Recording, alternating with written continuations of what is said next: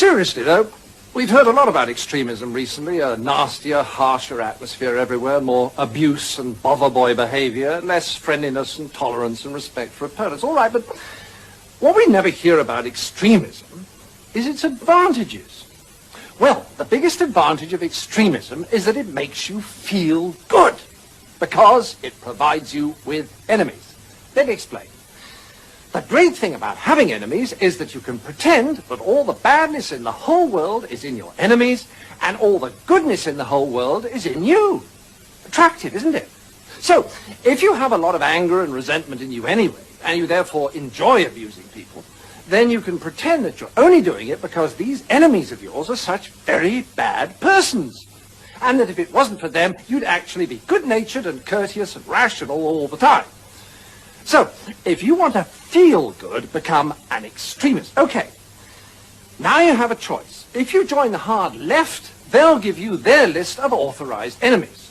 Almost all kinds of authority, especially the police, the city, Americans, judges, multinational corporations, public schools, furriers, newspaper owners, fox hunters, generals, class traitors, and, of course, moderates. Or, if you'd rather be an extremist on the hard right, no problem, fine, you still get a lovely list of enemies, only they're different ones. Noisy minority groups, unions, Russia, weirdos, demonstrators, welfare sponges, meddlesome clergy, peaceniks, the BBC, strikers, social workers, communists, and, of course, moderates.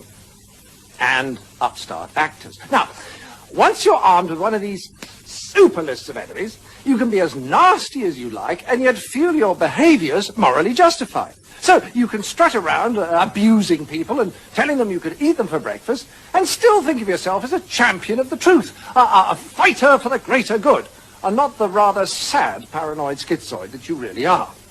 And all this explains what we've seen at party conferences. Everyone's sitting there looking grim and bored, and then a speaker gets up with real fire in his belly as well as dyspepsia, and he says, "The other party really are the most awful bunch of rotters, the most left-wing or right-wing bunch there's ever been in this great country of ours, and it would be a disaster if they ever got into power, or held on to power. So we must get into power, or hold on to power, but that's going to be a tremendous fight, a terrific struggle, and we can't relax and enjoy ourselves. No, we must struggle and fight and fight, and struggle and struggle and struggle, and fight against these enemies, and then struggle a little bit more at the end of that." And then the speaker goes and sits down, and there's a lovely warm glow throughout the hall, as if they'd all had tea and crumpets. And everyone looks relaxed and happy and simply radiant with goodwill. Although, if the speaker had said, "We must all have lots of fun and be nice to each other and cooperate in solving problems," they'd probably have lynched him, or deselected him, or taken all his directorships away. Because attacking our enemies always makes us feel good and excited.